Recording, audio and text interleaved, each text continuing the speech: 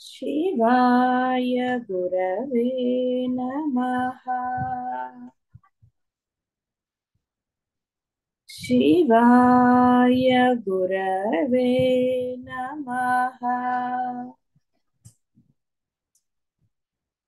शिवाय गुरवे नमः। शिवाय गुरवे नमः।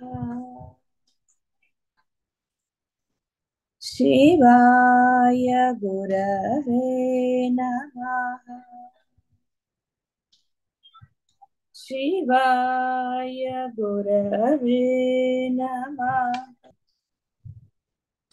పరమాత్మ కృప లభించిన తర్వాత కూడా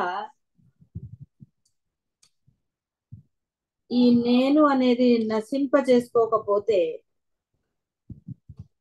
ఆ కృప వృధా అవుతుంది. అంటే ఇక్కడ అర్థము జన్మమే వృధా అవుతుంది.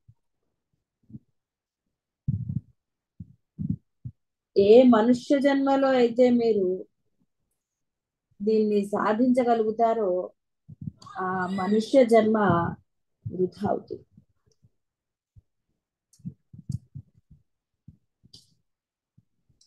ఎంతటి ఉత్కృష్టమైన జన్మ మీకు లభించిందో మీకు అవగాహన అయితే ఉన్నది, అందులో ఏం సందేహం అయితే లేదు.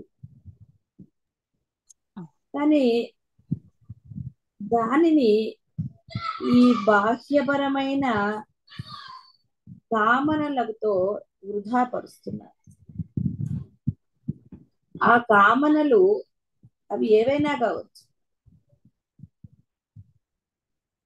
దాని వలన మీ జన్మ సార్థకత పొందదు అనేది బాగా అర్థమైన విషయమే. ఇందులో అసలు సందేహం ఏం లేదు.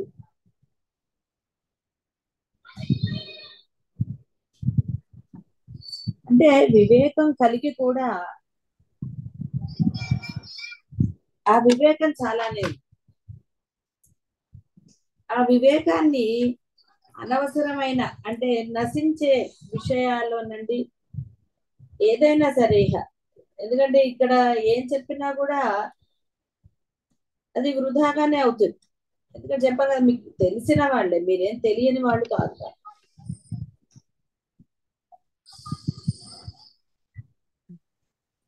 ఇక్కడ ఆ తెలిసిన దానిని ఏ విధంగా చెప్తే మీకు అర్థమవుతుంది? అంటే ఎలా అయితే మీరు మీ జన్మని సార్థకం చేసుకుంటారు? ఎందుకంటే ఇది ఎవరి చేతుల్లో లేదు, ఎవరి జన్మని వాళ్లే సార్థకం చేస్తారు, సందేహం లేదు. ఇక్కడ అసలు వేరే ఆప్షన్ కూడా లేదు.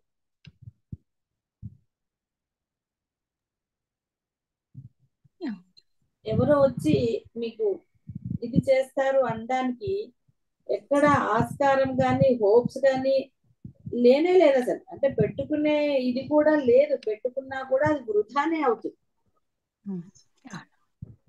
మరి ఆ వృధాగా ఎందుకు కాలయాపన చేస్తున్నారు అనేది ఎవరికి వాళ్ళే వేసుకోవాలి ఈ ప్రశ్న.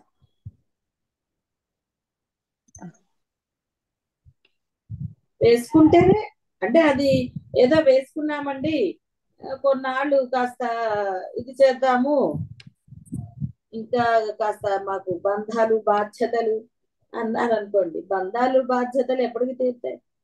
విషయాలు అంపటం ఎప్పటికీ తీరదు. ఒకటి పోతే ఇంకోటి వస్తూనే ఉంటుంది. కాబట్టి పరమాత్మ కృప ఉన్నప్పుడే దానిని సద్వినియోగం చేసుకోవాలి. అవకాశం ఇచ్చినప్పుడు దాన్ని ఉపయోగించుకోవాలి.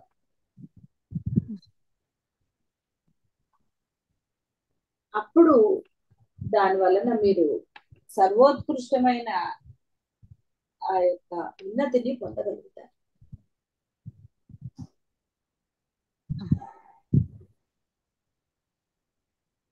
కాబట్టి ఇంకా ఈ యొక్క బాహ్య ప్రపంచంలో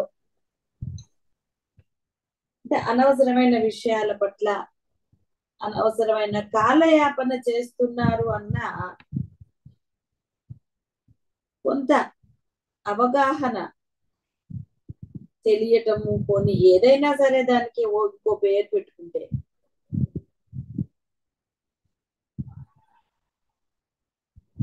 మరి ఎందుకని ఆ కాలయాపన జరుగుతుంది?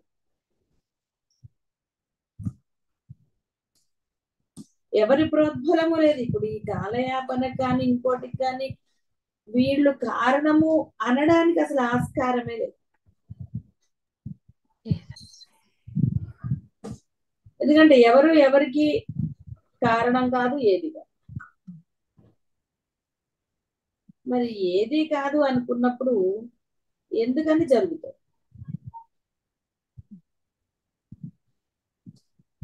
ఎందుకంటే మిమ్మల్ని మీరే ఉద్ధరించుకోవాలి తప్ప వేరే ఎవరు రారు, ఎక్కడి నుంచి ఎవరు రారు.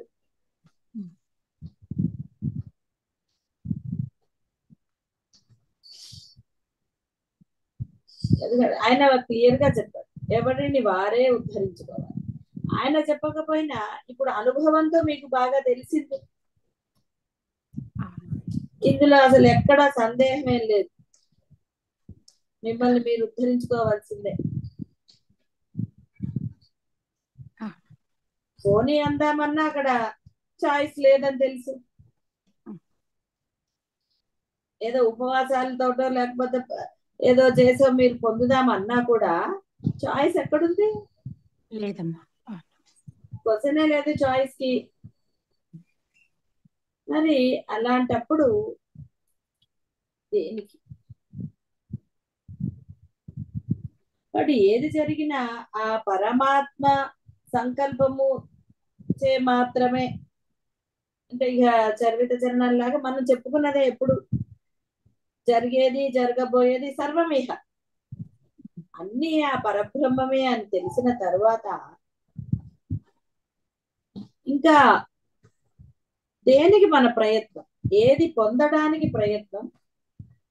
దేని నుంచి మనము ఏం కోరుకుంటున్నాం? అంటే ఇది లభిస్తే నాకు తృప్తి, దీనివల్ల నేను మనశ్శాంతిని పొందగలుగుతాను, ఇక నాకు జన్మలో ఏ అవసరాలు లేవు, ఇక నాలో చెడు లక్షణాలే రావు అని ఇలా ఏ విధంగా భావించడానికి లేదు. ఉందంటే పాపం చెప్తారు కదా, అంత శంకరులు కానివ్వండి ఎవరైనా సరే అది చెప్పకుండా మనని వదిలేరు కదా.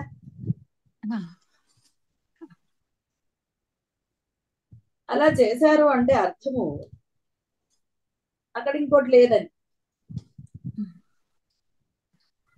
ఇంకోటి ఉంటే వాళ్ళు ఎందుకు చెప్పరు? డెఫినెట్ గా చెప్తారు. కాబట్టి ఇక్కడ అందరూ కూడా రోజు చెప్పే జాగరూకతే, ఎందువలన ఆ జాగరూకత లేకుండా అవుతుంది. ఇది మిమ్మల్ని మీరు వేసుకోవాల్సిన ప్రశ్న. గురువులు వేయక్కర్లేదు, ఎవరు వేయక్కర్లేదు. ఎవరికి వేసినా దానికి సమాధానం ఎలా దొరుకుతుంది? అసలు సమాధానం మీ దగ్గర. కాబట్టి ఇక్కడ ఏమండి, మనస్సు లగ్నం అవ్వటం లేదండి, ఆ యొక్క పరమాత్మ యొక్క దాంట్లో ఆనందం లభించడం లేదు అని అంటారు. అది కూడా సరిగ్గా ఏం అనరు అనుకోండి, అవుతుంది కానివ్వండి, అప్పుడప్పుడు కావట్లేదు అంటారు, పూర్తిగా ఒప్పుకోరు కదా. మరి ఎందుకు లగ్నం అవ్వటం లేదు అంటే ఆ యొక్క బాహ్య అంటే వ్యావహారిక ప్రపంచంలో ఎప్పుడైతే నీవు నీ ఆసక్తిని సంపూర్ణంగా వదిలేస్తావో అప్పుడు మాత్రమే నీవు ఈ యొక్క పరమానంద స్థితిని పొందగలుగుతావు. అంటే అప్పుడు మాత్రమే నీకు చాయిస్. ఏవేవో ఇంకా ఉన్నాయి, అది ఉన్నాయి, ఇది ఉన్నాయి, ఇంకా సాధించాలి, ఎవరినో సాధించాలి, ఇలా ఎన్ని పెట్టుకున్నా ఏం ఉపయోగం ఉందమ్మా? ఏమి. అదే తాపత్రయము, అదే. కాబట్టి పరమాత్మ ఎంత అనుగ్రహం ఇచ్చినా కొన్ని ఇక్కడ మిమ్మల్ని ఏమి పూర్ణ ఆసక్తిని విడనాడండి, మిమ్మల్ని ఏమి సన్యాస జీవితం గడపమని అసలు అలా కూడా ఏం లేదు కదా. పాపం ఏమన్నారంటే ముందు ఈ సాధనలో పరిపక్వత సాధించు, తర్వాత కోరికల సంగతి చూద్దాం. భయం ఈ లోపల ఏమంటే అది పొందేస్తే కోరికలు ఉండలేవేమో. కోరిక అంటే ఏంటమ్మా? దానికి నిర్వచనం చెప్పగలరా? ఎటు తిప్పినా ఇష్టం అనేది ఉంటుంది. ఇప్పుడు మీ ఇష్టాలు ఎప్పుడు ఒకలాగా ఉన్నాయని మీరు అనగలరా? అది సందేహమే. అది కూడా మారుతూనే ఉంటుంది. కాబట్టి ఇది నా కోరిక అని చెప్పలేదు. ఎంత తలకాయ నొప్పి. ఇష్టమేంటో తెలీదు, అది తెలీదు, ఏది తెలీదు, కానీ వదులుకోదు. దేనిలో స్థిరత్వం లేదు. ఇప్పుడు వచ్చింది ఏంటంటే కోరికలో కూడా స్థిరత్వం లేదని వచ్చింది. భయంకరమైన స్థితి అమ్మా. కోరికలో స్థిరత్వం లేదు కదా ఇప్పుడు. కోరిక ఇప్పుడు అట్లాగే ఉంటుందా? ఉండట్లేదుగా. తీరకపోయినా మారట్లా సంగతి. అంటే ఆ కోరికల పట్ల కూడా స్థిరత్వం లేకుండా అయిపోయింది పాపం. మరి దేని పట్ల స్థిరత్వం ఆలోచించుకోవచ్చు. వ్యవహారంలో స్థిరత్వం లేదు, దేనిలోనూ లేదు అనేది మీకు స్పష్టంగా ఇప్పుడు అర్థమైందనే నా భావం. అది మార్చుకుంటే తప్ప అసలైన దాంట్లో స్థిరత్వం రాదు. ఇదో గోల. అమ్మ ఇప్పుడు ఎట్లా అనిపిస్తుంది అంటే ఇప్పుడు ఏది జరగాలో అది జరుగుతుంది అని ఏదన్నా రాగానే అనిపిస్తుందమ్మా. అంతే, అక్కడికే ఇంకా ఎటువంటి ఆలోచన రావట్లేదమ్మా, ఉధృత. అప్పుడేమో అది కంపల్సరీ కావాలి అని అనిపించేది, అప్పటికి ఇప్పటికి అంతే తేడా అమ్మా అది. ఇప్పుడు స్థిరత్వం వచ్చిందనుకో నీకు కోరికలే కలగట్లేదు దేని మీద. ఒక అంటే ఇప్పుడు ఏం చెయ్యలేక నిరాసక్తత కాదు. ఉన్నది పరబ్రహ్మం, నేను చేసేది ఏంటి అని అనుకున్నది వేరు, ఆ ధీరత్వంతో నమ్మకం కలిగినది వేరు. అలా కాకుండా ఇప్పుడు నేనేం చేయలేకపోతున్నాను. ఇప్పుడు మొన్న అన్నా కదా వాళ్ళు ఏంటది మమ్మీ అని అంటున్నారు, ఆ విరక్తి వేరు. ఇప్పుడు విరక్తి అర్థమైందా? భేదం అర్థమవుతుందా? విరక్తి భేదం అర్థమైంది. అది ఆ భేదం ఉందా ఏంటి అసలు? అది కనుక స్పష్టత ఉందనుకోమ్మా, ఇక దిగులు అక్కర్లా. అందులో స్పష్టత ఉందనుకో, ఇంకా దేనికి దిగులు ఇంకా అక్కర్లేదు అసలు. ఇక్కడ మనకి అంటే మీరు మీ వ్యవహారాలు బాహ్య వ్యవహారాలే. అక్కడ పాపం పరమాత్మ దగ్గర ఏమున్నాయండి వ్యవహారాలు? ఆయన మీకు ఏం అప్పగించాడు పాపం? ఏ పని చెప్పదు. కాబట్టి పరమాత్మ దగ్గర మీకు ఏమి లేవు అసలు. ఆయన ఏం మీకు ఇవ్వలేదు. కాబట్టి ఇక్కడ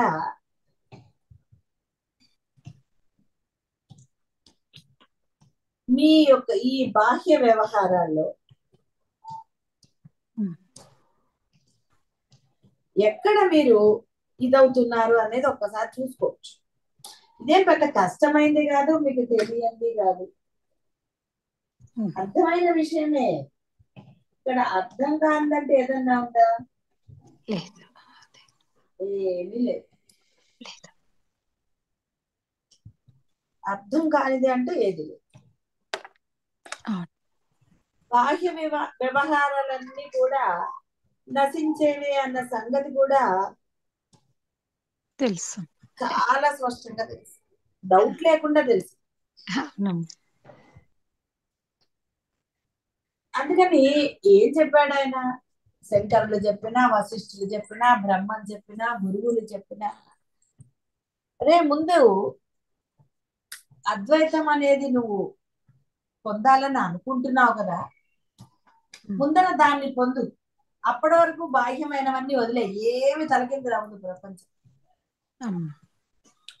మీ ప్రపంచం అయినా సరే అది కూడా మీకు తెలుసు. మరి అలాంటప్పుడు ఎందుకని ఈ అద్వైత స్థిరత్వం పొందే వరకు బాహ్యమైన వాటిల్లో తామరాకు మీద నీటి బొట్టు వలె ఉండటం? అవి జరుగుతాయి, మీరు ఎస్ అన్నా జరుగుతుంది, నో అన్నా జరుగుతుంది. అవి ఇంటి వ్యవహారాల, దేశ వ్యవహారాల, ఏ వ్యవహారం అయినా సరే. మీరు పడుకుంటే ఇంట్లో వాళ్ళు ఏం తింటాం మానేస్తారు ఏంటండి? లేదమ్మా. ఇంకో అరేంజ్మెంట్ చేసుకుంటారు. అంతే. అవును. ఏది ఆగదు అసలు మీ గురించి. అంటే ఈ నేను భావన ఉన్న వాళ్ళకి చెప్తున్నారు. అంటే స్థిరత్వం రాకపోవడానికి మీరు అన్ని సమర్థింపులు ఏవేవో చెప్తూ ఉంటారు కదా. అలాగే మన ఫంక్షన్ల గురించి కూడా చాలా, మీరు వెళ్ళినంత మాత్రాన ఫంక్షన్ ఏమి ఆగిపోదు. మీరు భయపడక్కర్లా నేను వెళ్ళకపోతే వాళ్ళు రారు అని. వచ్చేవాళ్ళు ఎట్లయినా వస్తారు కదండి. అవునమ్మా. రాని వాళ్ళు మీరు వెళ్తే మటుకు వస్తారా? ఎందుకంటే అన్నీ కూడా ఆ పరమాత్మ సంకల్పంతో జరుగుతాయనే నిశ్చిత అభిప్రాయం ఉన్నప్పుడు ఈ భయం ఎందుకు ఇంకా ఉండదు అప్పుడు. అవును, ఉండకూడదు. అవునమ్మా. పరబ్రహ్మం యందు ఆ దృఢ విశ్వాసం ఉన్న తర్వాత ఇంకా దేనికి మనకి వాళ్ళు రారేమో మన ఇళ్ళకి, వెళ్ళకపోతే ఎలాగా, చూడకపోతే ఎలాగా. అసలు అవన్నీ నశించేవిగా. ముందు ఇందులో స్థిరత్వం పొందు. ఎందుకంటే నీ ఆయుష్ ఎంత, నువ్వు పోయాక ఎవరు వచ్చారో ఏం తెలుస్తుందండి నీకు? తెలీదు. ఏది తెలియదు. మరి నువ్వు పోయాక సాధించేది ఏముంది? ఏమీ లేదు. అందులో ముఖ్యంగా దేహం ఉన్నప్పుడే దేహానికి మూలమైన ఆత్మని పొందాలి.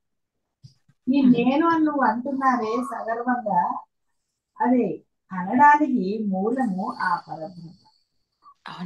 నువ్వు ఆ పరబ్రహ్మ కార అంటుంటే ఇంకా ఈ యొక్క సమయాన్ని వృధా చేస్తే ఏమైపోరు. మీ ఇంట్లో చిన్నపిల్లలు ఉన్నా, ఎవ్వరున్నా సరే, చుట్టాలు వచ్చినా సరే, ఏదైనా సరే, మీరు నిర్భయంగా నేను ఈ స్థితి పొందాలి అని మీరు గనక నిర్ణయించుకుని దాన్ని అమలులో పెడితే మీ దీక్ష పరిపూర్ణ, అంటే మీకు స్థిరత్వం రావడానికి ఆ పరబ్రహ్మము అన్ని అవకాశాలు ఆయన కల్పించి తింటారు. అందులో ఎందుకంటే నేను అనుభవంతో చెప్తాను.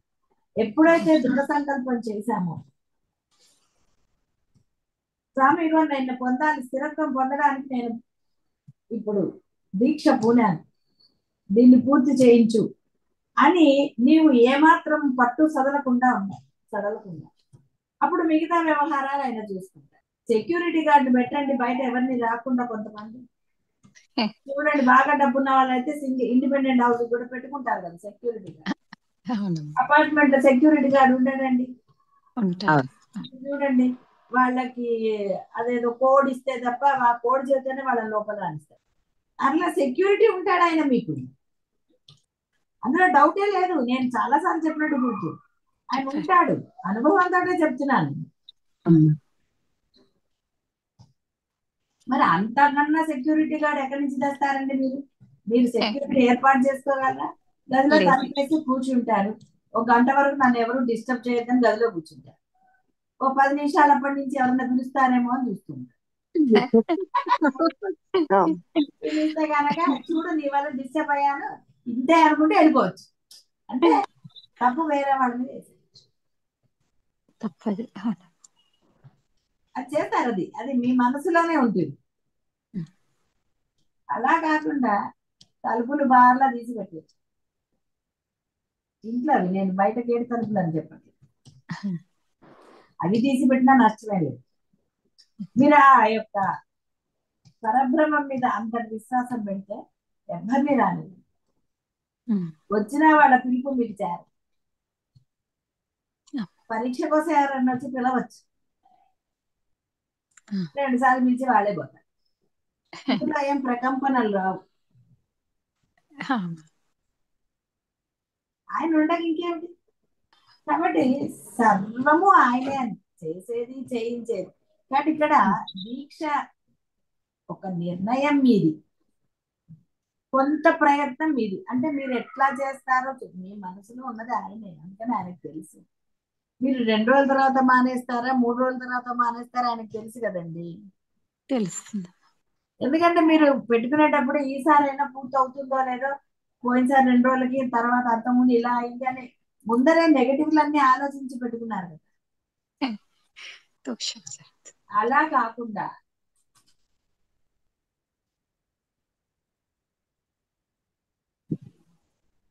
మొదటి రోజే, అంటే ఆ యొక్క దీక్ష, మీరు పెట్టుకున్న నియమాలు బట్టి దృఢ విశ్వాసంతో ఎట్టి పరిస్థితుల్లో నేను వీటిని వదలను స్వామి,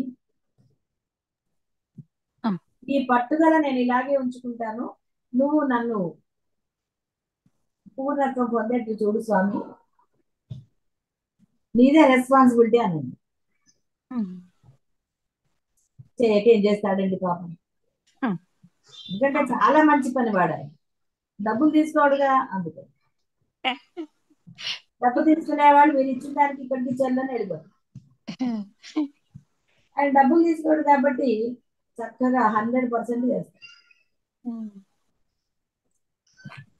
నెగటివ్ ఆలోచించడం, ఎన్ని రోజులు చేస్తానో ఏమిటి, అసలు రోజులు ఇన్ని పెట్టుకోవడం ఎందుకు, ఏ రోజుకి ఆ రోజు దీక్ష. ఇవాళ చేస్తూ రేపు చేయగలనో లేదో అంటారు ఎందుకండి ఎవడన్నా, ఇవాళ ఎదురుకుంటా ఉన్నా తింటారో రేపు తింటానో లేదో అని దాచుకుంటారు, దాచుకుంటే పాడైపోదు. ఇంట్లో పెట్టుకుంటే మనకి టేస్ట్ ఉంటుందా, టేస్ట్ లేని ఏం తింటాను చెప్పండి. అందుకని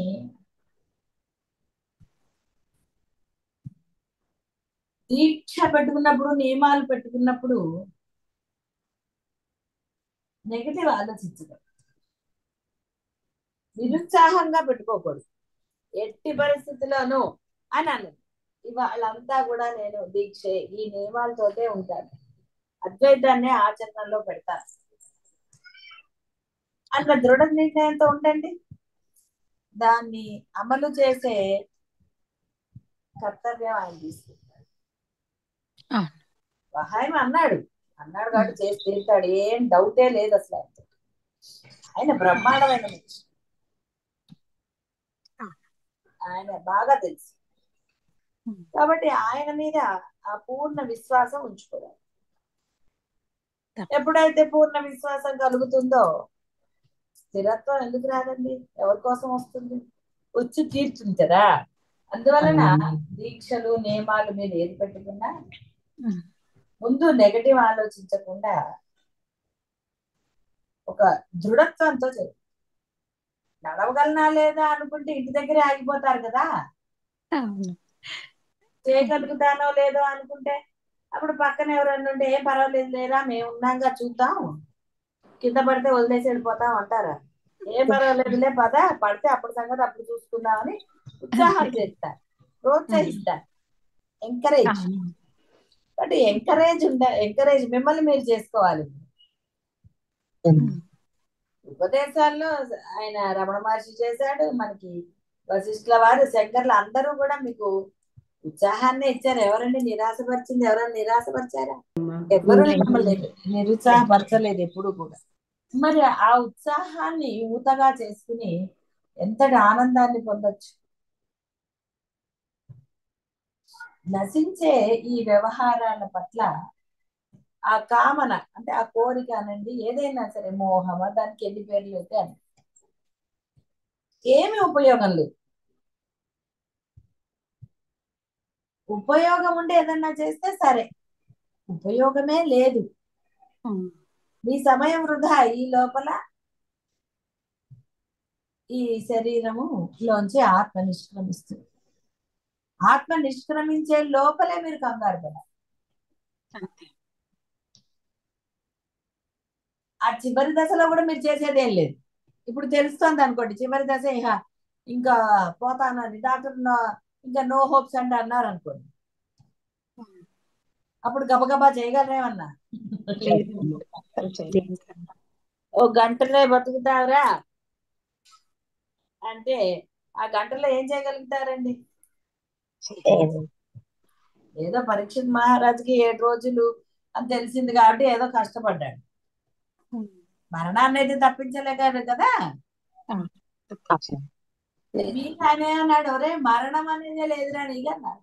అంటే ఈ దేహంతో ఉండరు, ఈ దేహంతో ఎన్నాళ్ళు ఉంటారండి, బోరు కొట్టట్లేదండి దేహం చూసుకుంటే కదా. ముడతలు పడుతోంది, తెల్ల జుట్టు వస్తోంది, కళ్ళు కనపట్టలేదు, చెవులు వినపట్టలేదు. ఎవరికైనా ఇష్టం ఉంటుందా చెప్పండి ఇంకా ఈ దేహం? ఒట్టిగా కొన్నాళ్ళు బతికితే చాలంటారు తప్ప ఏం చేస్తారండి బతికి. కళ్ళు కనపట్టాలా, చెవులు వినపట్టాలా, మోకాలు నొప్పులు, కింద కూర్చోలేరు, సోఫాలో ఎక్కువసేపు కూర్చోలేరు, ఏ కూర్చుంటే నడుము నొప్పి, పడుకుంటే ఇంకో నొప్పి, ఏదో తినాలని ఉంటుంది, తింటే అరగదు, ఇంట్లో పిల్లలు తిడతారు, అందరూ తిడతారు, డాక్టర్లు తిడతారు ఆసుపత్రికి వెళ్తే. ఎన్ని తలకాయ నొప్పులండి కదా. అవును. అమ్మా. ఇవి కాలక్రమేణా జరిగేవే, ఇందులో ఏమి ఎవరికి ఎక్సెప్షన్స్ అలా ఉండే. ఏవో కొంతమంది మటుకు ఏదో అలాగా ఏదో కొంచెం కొంచెం తింటే ఏదో వాళ్ళ ఇది జరిగిపోతూ ఉంటుంది. అందరి జీవితాలు ఒకలాగా లేవు కదా. లేవు, ఉండవమ్మా. అవును. లేదు. ఇక్కడ ముఖ్యంగా అద్వైతమే లక్ష్యం అనుకున్న వాళ్ళు మటుకు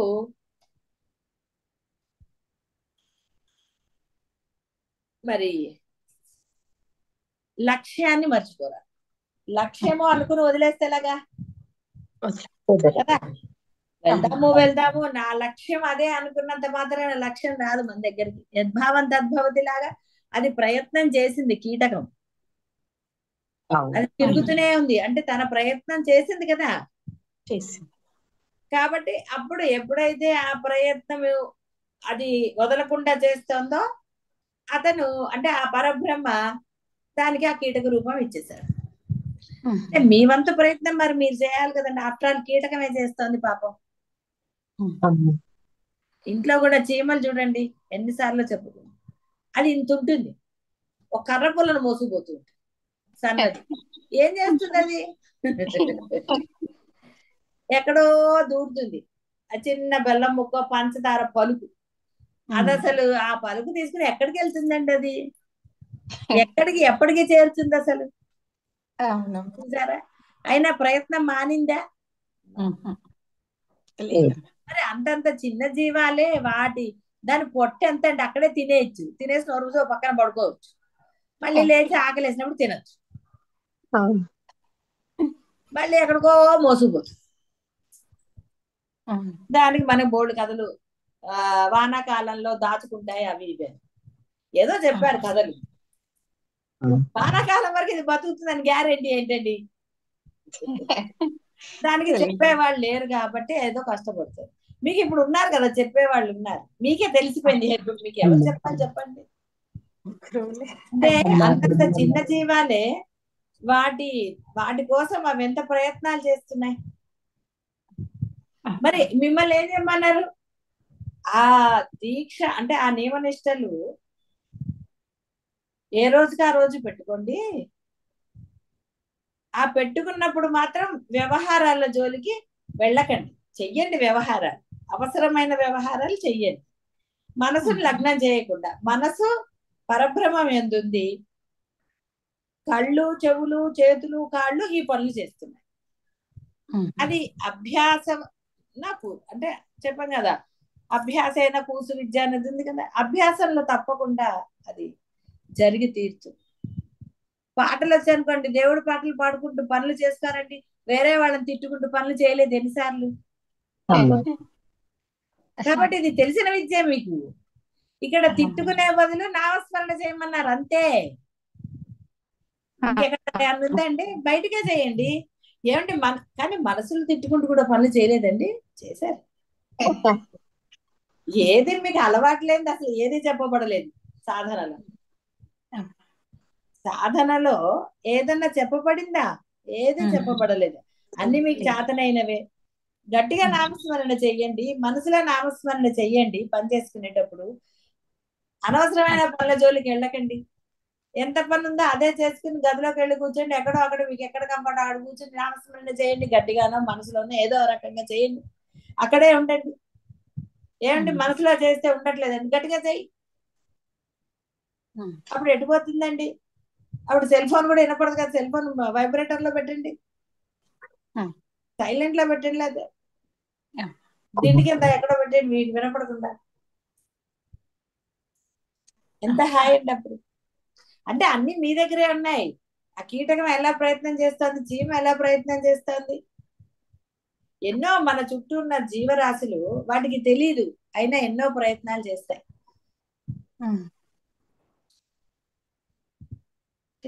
ఆహారం కోసం అనండి, దేనికోసమైనా సరే బాహ్య ప్రపంచంలో ఎన్నో కనపడుతున్నాయి.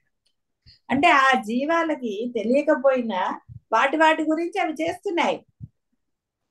అది చనిపోతుందేమో అని దానికి తెలియకపోయినా దాని వంతు ప్రయత్నం అది చేస్తుంది. ఇక్కడ అద్వైతం పొందడానికా, ఆ పరబ్రహ్మంగా ఏదైతే అయి ఉన్నారో దానిగా మీరు మారడానికి అన్ని అనుకూల పరిస్థితులు ఉన్నాయి, సాధనలు తెలుసు, అన్ని తెలుసు. ఇక్కడ తెలియందంటే అసలు నిజంగా ఏమీ లేదు.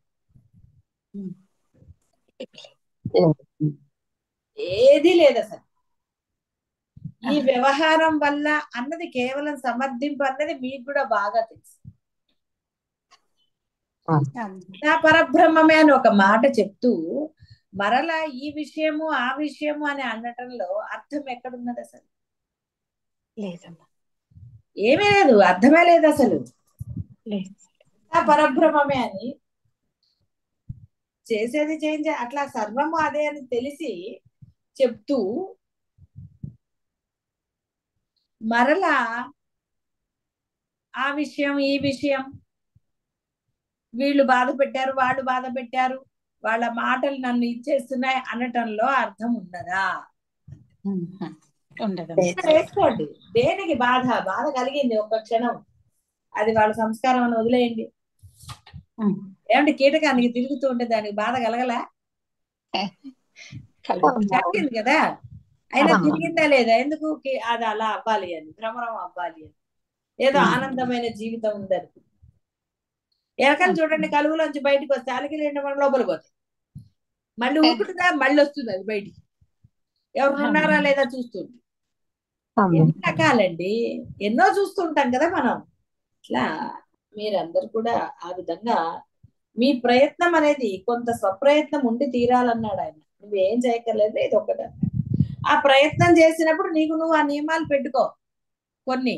నేను బాహ్య ప్రపంచంలోకి వెళ్ళని, ఎప్పుడైతే నీవు ఆ నియమం పెట్టుకుంటావో అవి ఉల్లంఘనం కాకుండా కాపాడే సెక్యూరిటీ గార్డ్ పని ఆయన చేస్తారు.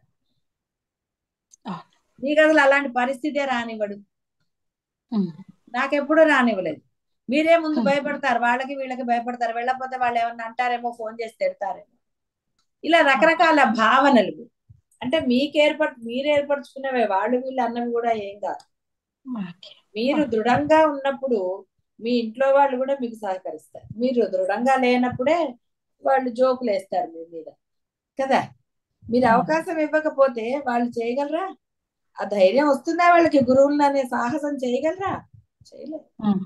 వలన ఇక్కడ మీరు దృఢంగా ఉంటే ఆ పరబ్రహ్మ మీకు కాపలా కాస్తారు. ఎక్కడి నుంచి ఎటువంటి అవాంతరాలు రాకుండా ఆయనకు ఆ శక్తి ఉంది కదా. ఆయనకి ఉందా లేదా అని డౌట్ అయితే లేదు కదా మీకు? చాలు, ఆయనకు అది ఉంది అని మీకు మీరు దృఢంగా విశ్వసించినప్పుడు ఇంకా దేనికి బాతికి. అందరూ కూడా ఆ విధంగా నిర్భయులుగా పూర్ణ స్థితిని పొందండి. శుభం భూయాత్.